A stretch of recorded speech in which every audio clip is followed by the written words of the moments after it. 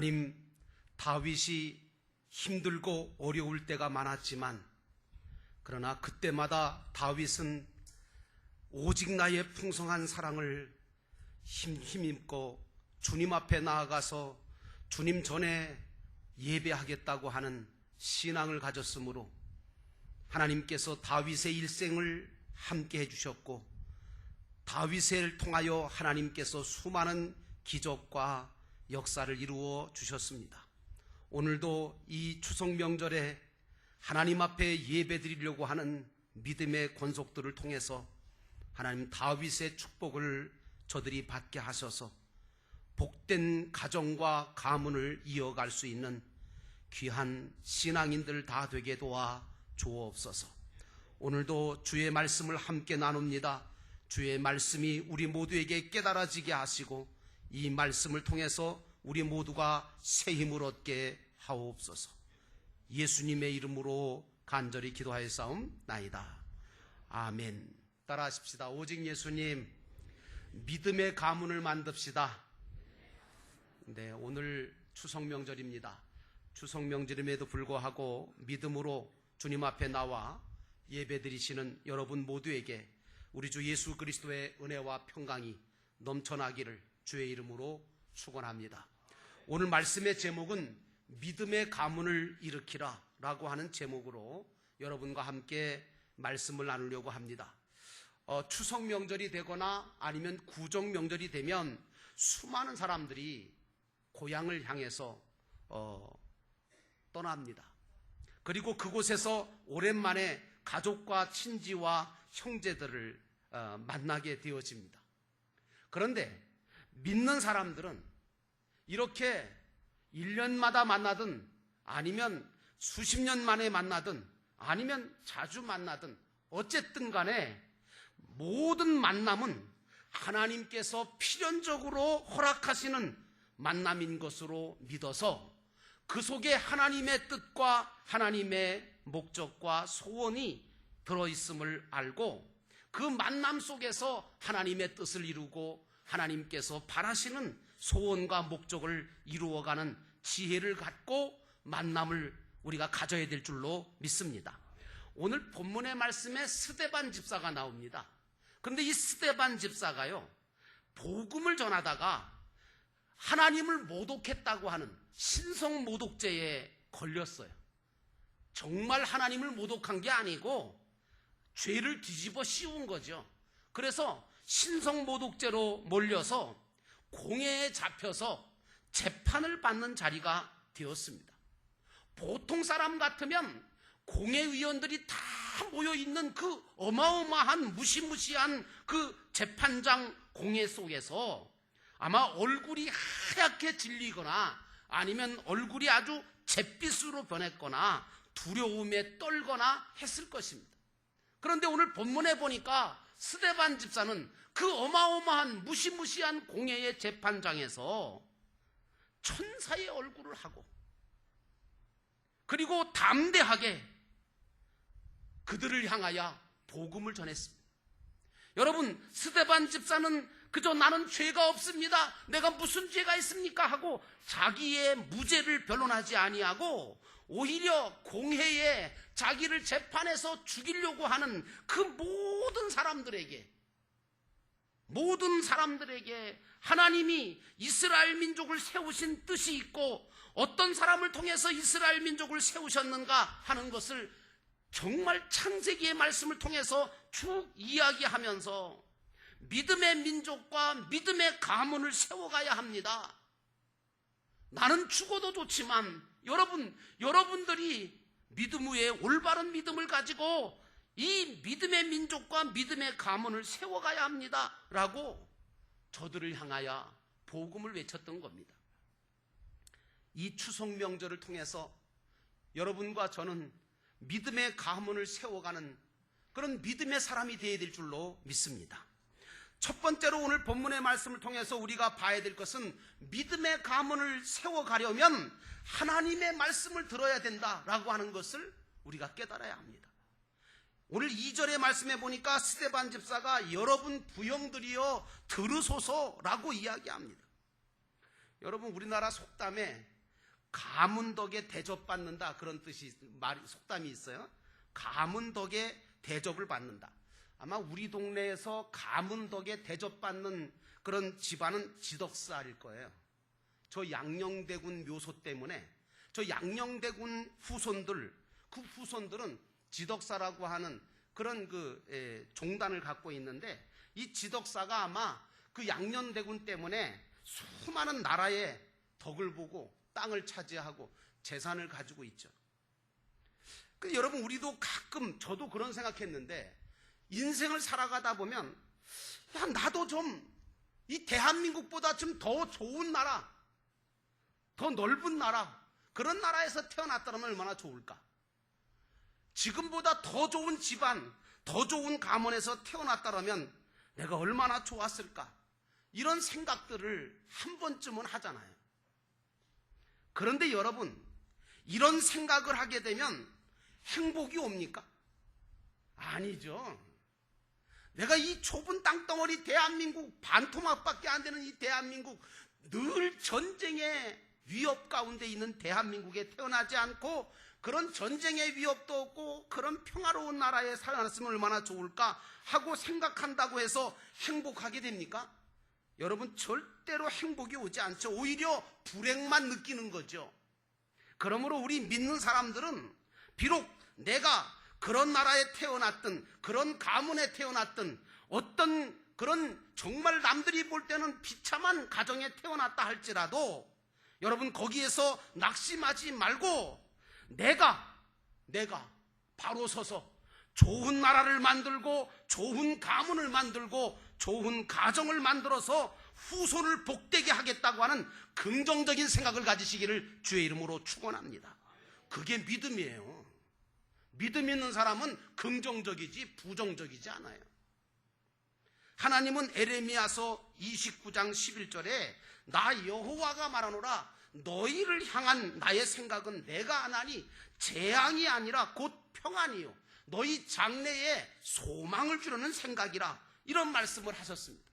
그러므로 우리 기독교인들은 주어진 현실이 아무리 비참하고 어둡고 힘들어도 하나님을 바라보면서 소망을 가지고 살고 믿음으로 고쳐가면서 변화시켜가면서 위대한 신앙의 가문을 세워가는 믿음의 사람이 되어야 될 줄로 믿습니다. 오늘 스데반 집사는 아브라함의 가문과 이스라엘 나라의 역사를 쭉 이야기하면서 이 아브라함의 가문과 이스라엘의 모든 나라의 역사가 이루어진 것은 하나님의 언약의 말씀대로 이루어졌는데, 어째서 당신들은 그 언약의 말씀을 성취하시려고 이 땅에 육신을 입고 오신 그 예수 그리스도를 십자가에 못 박아 죽였느냐? 너희들이 그러므로 말미암아 복을 얻을 수 없고 저주와 불행을 자초하고 있는 것이다. 그러면서 사랑으로 자기 민족을 향하여, 예수 그리스도를 죽인 자기 민족을 향하여 당신네들이 정말 복을 받기 원한다면 지금이라도 늦지 않았으니 하나님의 말씀, 언약의 말씀을 받아들이고 예수를 믿어서 복음 안에서 회복되어야 된다. 그래야 가문이 살고 민족이 산다. 그걸 피를 토하듯이 오늘 공회에서 이야기하는 겁니다. 하나님의 언약의 말씀으로 여러분의 가문을 세워가시기를 주의 이름으로 축원합니다. 그러면서 오늘 스데반 집사는 우리 민족과 너희 가문이 복된 아브라함, 이삭, 야곱, 요셉의 가문처럼 되려면 언약의 말씀을 들어야만 한다 하고 말씀을 외치고 있는 겁니다. 여러분, 우리 믿는, 예수 믿는 사람들의 복을 받는 제일 첫 번째 비결이 뭔지 아십니까? 하나님의 언약의 말씀을 듣고 지켜 행하는 것인 줄로 믿습니다. 그게 믿는 자들이 복을 받을 수 있는 첫 번째 비결인 거예요. 아브라함은요, 고향 친척 집을 떠나서 가나안 땅에 왔을 때 하나님께서 가라 그래서, 하나님께서 떠나라 그래서 떠났잖아요. 그리고 갔잖아요. 그런데 참 하나님도 묘하시지. 하나님이 발붙일 땅도 주신 적이 없고 자식도 주지 않았으면서 불구하고 뭐라고 말씀하시는 줄 아세요? 아브라함한테? 아니, 땅 한 평 안 주시고 자식도 안 주시면서 뭐라고 말씀하시면, 너와 너의 후손들이 이 땅을 내가 앞으로 소유할 수 있도록 도와주시겠다. 그리고 내 후손들이 다른 땅 애굽에서 400년 동안 종으로 살게 될 건데 그 애굽 너희 민족 너희 후손들을 종으로 삼은 그 애굽은 망하게 될 것이고 너희는 그 나라에서 나와서 이제 이곳 가나안 땅으로 다시 돌아와 여기에서 나를 섬기는 복된 민족이 장차될 거야. 이런 언약의 말씀을 주시는 거예요. 여러분 이게 믿을 수가 있냐 그런지 이게 뭐 몇백 년이 흘러야 될 일인데요. 근데 여러분 요즘 현대인들은 다른 사람의 말을 잘 듣지 않으려고 합니다. 오직 자기의 주장, 자기의 말만 하고 자기의 뜻만 고집하죠. 그리고 혈기가 너무 많습니다. 야고보서 1장 19절에 사람마다 듣기는 좋게 하고 말하기는 더디하며 성내기를 더디하라 이런 말씀이 있습니다. 우리는 하나님의 말씀을 믿음으로 듣고 전적으로 믿고 순종함으로 신앙적인 교회와 신앙적인 가문 후손들을 세워가야 될 줄로 믿습니다. 그러므로 사랑하는 성도 여러분, 하나님의 언약의 말씀으로 여러분의 가문을 세워가시기를 주의 이름으로 축원합니다. 축원합니다. 그래 예수 믿는 사람은 그래서요 하나님 말씀을 듣는 것에 대해서 제일 잘하셔야 돼요. 예수 믿는 사람이 제일 잘해야 될 것은 하나님의 말씀을 듣는 거예요. 하나님의 말씀을 바로 듣고 그 말씀을 쫓아서 믿음의 가문과 믿음의 교회를 세워가는 것이 하나님의 뜻입니다. 그러기 위해서는 하나님께서 무슨 말씀을 주시더라도 여러분들은 아멘 하면서 받아 먹으시기를 주의 이름으로 축원합니다. 그래서 여러분 아멘 소리가 부끄러운 게 아니에요. 아멘은요 내가 그렇습니다. 나도 그렇게 믿겠습니다. 나도 동의합니다. 그런 뜻 아닙니까? 하나님의 말씀에 동의가 되시거든 아멘 하고 받아들이시기를 주의 이름으로 축원합니다. 그래서 사도 바울이 고린도후서 1장 20절에 이런 말을 했잖아요. 하나님의 약속은 얼마든지 그리스도 안에서 예가 되니 그런즉 그로 말미암아 우리가 아멘하여 하나님께 영광을 돌리게 되느니라. 그러므로 여러분 하나님의 말씀이 여러분에게 들려올 때마다 아멘 하면서 아멘으로 받아들이시고 믿음을 키워가시기를 주의 이름으로 축원하고 은혜를 받으시고 교회와 가정과 가문을 복되게 만들어 가시는 축복의 사람들이 다 되시기를 주의 이름으로 축원합니다. 여하튼 하나님의 언약의 말씀으로 가문을 세워야지 다른 것으로 세우면 절대로 세워지지도 않고 되어지지도 않습니다. 두 번째로 복된 가문을 만들려면 복된 가문은 순종할 때 만들어져요. 순종이 없으면 절대로 복된 가문을 만들 수가 없습니다. 8절에 보니까 할례의 언약을 아브라함에게 주셨더니 그가 이삭을 낳아서 8해 만에 할례를 행하고 이삭이 야곱이 우리 12조상을 낳으니라 하는 말씀을 스데반 집사가 합니다. 여러분 믿음은 단순해요. 다시 말하면 믿음은 순종하느냐 순종하지 않느냐 이걸로 증명되는 겁니다. 순종하는 사람은 믿음이 있는 사람이고요, 순종 안 하는 사람은 믿음 없는 겁니다. 뭐 이것저것 따질 것 없어요. 순종하는 하나님의 말씀에 순종하냐 믿음 있는 사람입니다. 하나님 말씀에 순종하지 않는 거 믿음 없는 겁니다. 아무리 뭐 잘난 체하고 믿음 있는 척해도 소용없습니다. 아브라함이 하나님께서 나타나셔서 뭐라고 하셨냐면 간단해요. 너 떠나라. 그리고 내가 지시할 곳으로 가라. 그리고 또 하나는 뭐냐? 내 아들 이삭을 나한테 바쳐라. 여러분 하나님이 명령하신 건 떠나라, 가라, 바치라. 어떻게 보면 단순한 말씀이에요. 그 말씀을 하실 때 그 하나님의 말씀에 대해서 아브라함은 군소리 없이 무조건 순종했습니다. 재밌는 게 하나 있는데 사람들은 참 이 귀가요, 이 잘못되기가 쉬운 게 세상에서 들려오는 소리나 아니면 다른 사람이 하는 말은 잘 들어요. 그러면서 이상하게 하나님의 말씀은 잘 안 들으려고 그래요. 여러분 하나님의 말씀을 따지려고 하고 판단하려고 하고 이게 진짜일까 하고 의심을 하고 순종하지 않아요. 여러분 세상이나 다른 사람이 하는 말은 잘 따져서 들어야 되는 거 맞잖아요. 맞습니까? 예, 맞지요. 예. 왜? 사실은 사람들이 하는 말이나 세상에서 들려오는 말은 믿을 만한 말이 별로 없어요. 나에게 유익을 주는 말이 별로 없다 그러니. 그러나 하나님의 말씀은 어떻습니까? 따지거나 판단하지 말고 순종해야 될 줄로 믿습니다. 왜냐? 하나님의 말씀은 완전하고 우리에게 복 주시려고 하는 말씀인 줄로 믿습니다. 그러므로 말씀을 듣고 순종하여 복을 받은 사람들이 성경책에 수두룩하게 기록되어 있습니다. 여러분 아시는 것처럼 베드로, 백부장, 그리고 하나님의 말씀을 듣고 순종한 자들에게, 그 민족에게, 이스라엘 민족에게 여리고가 함락되고 요단강을 건너게 되는 기적 같은 역사가 일어나지 않았습니까? 그러므로 사랑하는 여러분, 하나님의 말씀에 순종할 수 있는 좋은 믿음의 사람 되시기를 주의 이름으로 축원합니다. 하나님께서는 또한 당신의 종들, 사자와 선지자와 예언자들을 통해서, 오늘날 하나님은 주의 종들을 통해서 하나님의 약속의 말씀을 대언해 주시는 줄로 믿습니다. 그러므로 나는 여러분들에게 분명히 말씀드립니다. 강단 위에서나 강단 아래서나 주의 종의 말을 사람의 말로 받지 마시고 하나님의 음성으로 듣고 순종하시기를 주의 이름으로 축원합니다.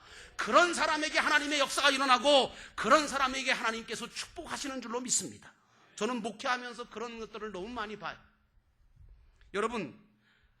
여러분들이 열왕기상 4장에 보면 오늘 엘리사가 기적을 베풉니다. 그런데 엘리사가 하라고 하는 대로 하면 놀라운 기적이 일어납니다. 한 생도의 과부가 빚더미에 올라 앉았습니다. 그리고 그 가난 때문에 어찌할 수가 없어서 죽으려고 했습니다. 엘리사가 너 그릇과 기름병을 이웃에게 빌려와라. 그 말씀에 순종했습니다. 그리고 남은 기름을 그곳에 붓자. 여러분 놀라운 일이 벌어졌지 않습니까? 그 과부의 집에 있는 빌려온 모든 그릇에 모든 기름이 차서 빚을 다 갚고도 남게 되었습니다. 여러분 엘리사가 나아만 장군이 문둥병 걸려서 찾아왔을 때 요단강에 가서 7번 목욕하라고 했습니다. 말도 안 되는 얘기 아닙니까? 그걸 사람의 말이 아닌 하나님의 말씀으로 받아들였을 때 나아만은 7번 요단강에 목욕하고 그 흉측한 나아만의 문둥병이 깨끗하게 나았는 줄로 믿습니다. 이런 역사는 왜 일어납니까? 하나님께서 주시는 말씀, 주의 종을 통해서 주시는 그 언약의 말씀을 사람의 말이 아닌 하나님의 말씀으로 받은 자에게 이런 기적과 이런 축복이 일어나는 줄로 믿습니다. 그러므로 나는 여러분들이 말씀에 대한 순종을 통해서 복된 가문을 세워가시기를 주의 이름으로 축원합니다. 하나님은 오늘 아무것도 아브라함한테 주시지도 않은 상태에서 주신 언약의 말씀이 뭔지 아세요? 땅 한 평도 안 주셨어요. 아들도 주시지 않았어요. 그런데 아브라함한테 뭐라고 하느냐면, 내가 바다의 모래처럼 하늘의 별처럼 너희 후손들을 많이 주겠다. 그리고 내가 이 땅을 다 주겠다. 여러분 이 말을 어떻게 믿습니까? 그런데 하나님의 말씀이기 때문에 아브라함은 그냥 그대로 믿음으로 받아 순종했습니다. 어떻게 됐습니까? 가나안 땅도 아브라함의 후손의 땅이 된 줄로 믿습니다. 아브라함에게는 아들 이삭도 생겼고 야곱을 통해서 12아들이 생겼습니다. 복된 가문과 민족도 이룰 수 있도록 하나님의 축복이 그에게 다가오게 된 줄로 믿습니다. 그 살아계신 하나님은 오늘날도 변함없이 저와 여러분에게 이 시간에도 복된 말씀을 주시는 줄로 믿습니다. 그러므로 여러분 이것이 하나님의 말씀이라고 믿어지신다면, 이것이 하나님의 뜻이라고 생각하신다면, 이것이 하나님의 영광을 드러내는 일이라면 여러분 받아들이시고 순종하시기를 주의 이름으로 축원합니다. 하나님은 아브라함에게 큰 민족을 이루겠다, 하늘의 별과 같이 많은 자손을 주시겠다고 말씀하십니다. 아브라함은 믿을 수 없는 이 말씀을 듣고, 그 말씀을 듣고도 히브리서 15장 6절에 보니까 아브라함이 여호와를 믿으니 여호와께서 이를 그의 의로 여기셨다. 할렐루야. 나는 여러분들이 하나님 앞에 하나님이 의로 여기실 수 있는 그런 믿음의 사람이 되시기를 주의 이름으로 축원합니다. 하나님은 당신과 당신의 말씀을 믿고 말씀을 따라 순종하고 살려고 하는 자들에게 약속하신 모든 것을 다 이루시며 축복의 가문을 만들어주시는 줄로 믿습니다. 아브라함 딱 하나밖에 없는데 하나님께서는 그 아브라함을 통해서 어마어마한 이스라엘 나라 민족을 이루시지 않습니까? 이와 같이 말씀에 순종하는 것이 있을 때 하나님께서는 복된 역사와 함께 복된 가문을 이루시지만, 만약에 하나님의 말씀에 순종하지 않은 자에게는 하나님은 복된 역사와 복된 가문을 이루어 줄 수가 없는 것입니다. 그러므로 나는 여러분들이 말씀에 대한 순종을 통해서 여러분의 가정과 후손들이 복된 가문과 후손 되시기를 주의 이름으로 축원합니다. 이것이 바로 우리가 추석 명절에 가져야 될 신앙인 줄로 믿습니다. 마지막으로 우리의 가정과 가문이 복되게 되려면 믿음의 자녀들을 길러가야 될 줄로 믿습니다. 8절에 보니까 할례의 언약을 아브라함에게 주셨더니 그가 이삭을 낳아서 8해 만에 할례를 행하고 이삭이 야곱이 우리 12조상을 낳았다고 스데반 집사가 이야기하고 있습니다. 여러분, 농사 중에 제일 어려운 농사가 자식 농사라 그러잖아요. 진짜 같아요. 정말 자식 새끼들은 이게 농사 짓기가 쉽지가 않아요. 여러분, 그 자식이 부모보다 좀 더 잘 되기를 바라는 게 다 똑같은 부모 심정 아닙니까?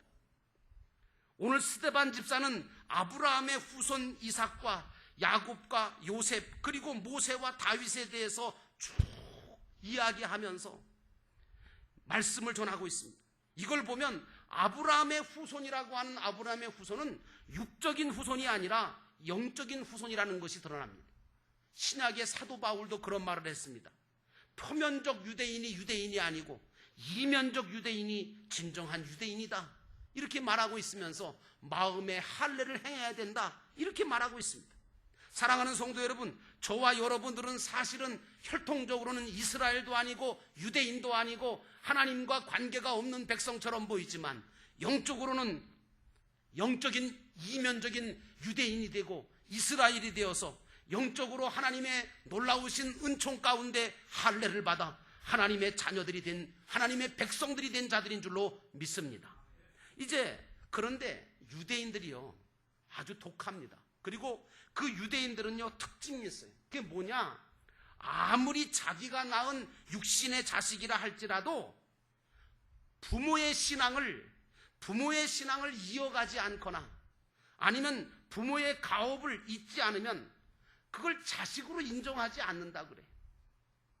자신의 신앙과 가업을 이을 사람을 찾아서 그 사람을 자식을 삼아 모든 것을 물려주는 게, 이게 유대인들이 가지고 있는 고집스러운 전통이랍니다. 그러니까 자녀들이 아버지의 가업을 잊고 그리고 아버지의 신앙을 본받아서 끝까지 신앙을 지키는 거예요. 여러분, 아브라함도 여러분 아시는 것처럼 하나님이 이삭을 허락하시기 전에 자식이 없었을 때는 여러분 잘 아시는 이스마엘이라고 그 엘리에셀이라고 하는 다메섹 사람을 갖다가 어렸을 때부터 집에 데려다가 어려서부터 길렀어요. 이 엘리에셀을. 그 엘리에셀을 집에서 잘 길렀습니다. 신앙적으로. 그래서 하나님께서 언젠가는 자식을 나 달라고 하지도 않았는데 하나님께서 너에게 자식을 주겠다 그러니까 아이고 하나님 자식 안 주셔도 됩니다. 여기 내가 길러온 이 믿음으로 길러온 이 엘리에셀 이 종에게 내 모든 것을 다 물려줄 수 있는 후계자로 삼아도 됩니다. 그만큼 이 엘리에셀을 믿음 안에서 길렀던 게 아브라함이었습니다. 여러분, 아무리 자식이 많든 자식이 하나밖에 없든 신앙을 본받지 않는다면 그건 육신의 자식일 뿐이지 영적인 자녀가 될 수가 없는 거예요. 그러므로 사랑하는 성도 여러분, 영적인 자녀들을 길러가시기를 주의 이름으로 축원합니다.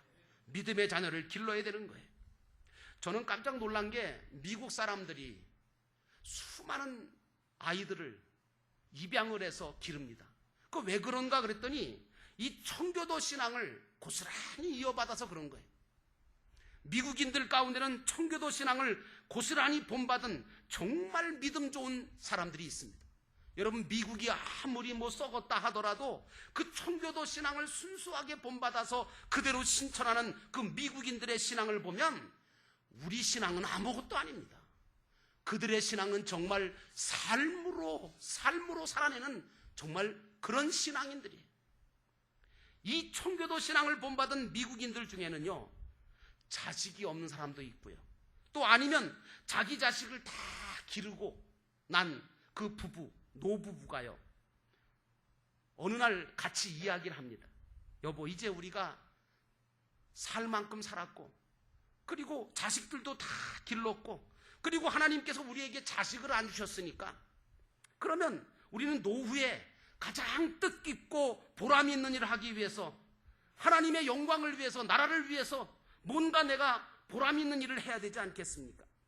그러니 다른 나라에서 불쌍한 고아나 어려운 아이들을 입양을 해서 우리 자식을 삼고, 그리고 정말 하나님이 주신 그 신앙을 가지고 신앙적으로 아이들을 길러서 나라를 위해서, 하나님의 영광을 위해서 정말 위대한 훌륭한 사람으로 한번 길러봅시다.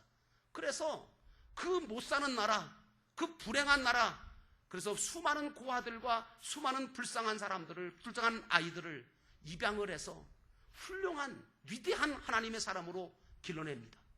여러분 아시는 것지만 우리나라도 6.25 전쟁 때 수많은 전쟁 고아들이 생겼습니다. 그런데 그런 고아들 가운데 수많은 사람들을 미국 군인들이 다 데리고 갑니다. 그래서 미국에서 정말 신앙적으로 잘 길러서 위대한 사람들이 된 사람들이 많습니다. 여러분, 오늘 우리도 교회를 통해서 영적인 신앙의 사람들을 키워가고 세워가는 운동을 해야 될 줄로 믿습니다. 여러분, 그러므로 여러분들과 제가 신앙생활하면서 누군가를 길러내지 못한다면 그것은 주님 앞에 사명을 다하지 못한 것입니다. 어떤 분이 그래요. 왜 힘든데 가정교회를 합니까? 왜 힘든데 목장이라는 걸 만들어서 목자와 목녀들을 그렇게 힘들게 합니까? 하고 물으시는 분이 계세요. 근데 여러분, 아니에요. 목자 목녀를 힘들게 하려고 하는 것이 아니라 영적인 가족을 만들어가고 그 안에서 믿음의 자녀들을 길러내라고 목장 사역을 하는 겁니다. 이 목적을 제대로 모르면 목장이 왜 하는지를 모르는 겁니다. 그러므로 나는 이 목장을 통해서 앞으로 영도교회가 수많은 하나님의 사람들을 세워갈 거라고 저는 믿습니다. 여러분, 믿는 자들은 어찌하든지 그러므로 하나님 나라를 확장시키고 교회를 세워가야 될 사명이 있는 것입니다. 그것은 하나님의 사람을 길러낼 때 모두가 다 가능해지는 줄로 믿습니다. 그러므로 사랑하는 성도 여러분, 여러분의 육신의 자녀든지 아니면 여러분을 믿음으로 따르는 믿음의 자녀들인지 자녀들을 믿음으로 길러가시기를 주의 이름으로 축원합니다. 영적인 자녀, 믿음의 자녀는 부모 형제를 보면서 배우고 보면서 자라납니다. 여러분, 그러므로 영적인 아비, 영적인 어미가 되셔서 참 믿음의 자녀들에게 본을 보이시기를 주의 이름으로 축원합니다. 나는 여러분들의 자녀가 여러분들이 예배드리는 모습을 보기 원합니다. 기도하는 모습을 보기 원합니다. 가정에서 신앙의 모습을 보기 원합니다.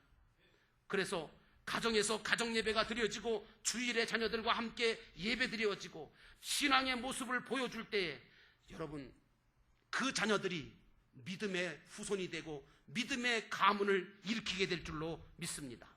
저는 가끔씩 이제 설날이 되거나 추석이 되면 부모님 묘소에 저도 성묘를 갑니다. 가면 제가 갈 때마다 느끼는 게 있어요. 가면 우리 어머님, 우리 아버님이 생각이 나요. 근데 그 어머니, 아버지의 인간적인 모습이 생각나는 게 아니라 신앙적인 모습이 생각나요. 그러면서 제가 무슨 생각을 하느냐? 언젠가 훗날 나도 죽으면 우리 자식들이 설날이나 추석이나 명절 때, 부모님 추도일 때, 그때 추도 예배를 드리면서 산소에 성묘하면서 내 자식들이 나를 추억할 때 신앙의 모습이 떠올랐으면 좋겠다. 부모님이 주셨던 그 신앙의 말씀, 보여주셨던 그 믿음이 생각나도록 살아야 되겠다. 그런 마음이 듭니다. 사랑하는 성도 여러분, 나는 여러분들이 이 추석 명절에 믿음의 자녀들에게 믿음의 모습을 보여주기를 주의 이름으로 축원합니다. 그래서 여러분의 교회도 여러분의 가정도 믿음의 자녀를 길러가는 하나님의 공동체가 되도록 힘써 주시기를 주의 이름으로 축원합니다. 기도하겠습니다. 우리 함께 기도할 때 하나님, 오늘 우리가 말씀을 들었습니다. 믿음의 가문을 일으키게 하옵소서. 내가 하나님의 말씀을 온전하게 듣고 순종하고 믿음의 자녀들을 길러가게 하옵소서. 잠깐 동안이지만 우리 함께 마음속으로 믿음으로 묵상하며 기도합니다.